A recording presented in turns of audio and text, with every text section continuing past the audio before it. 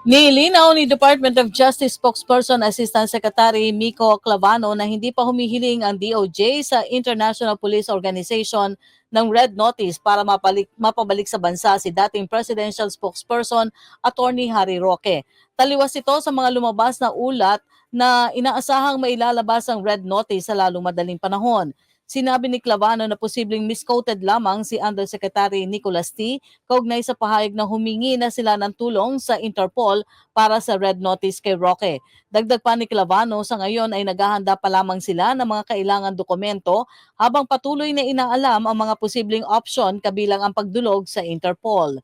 Gate ni Clavano, marami pang pwedeng option batay sa pakikipag-usap sa DOJ International Law Experts. Si Roque at 49 na iba pa ay may arrest warrant sa kasong qualified human trafficking kaugnay ng Lucky South 99 Scam Hub.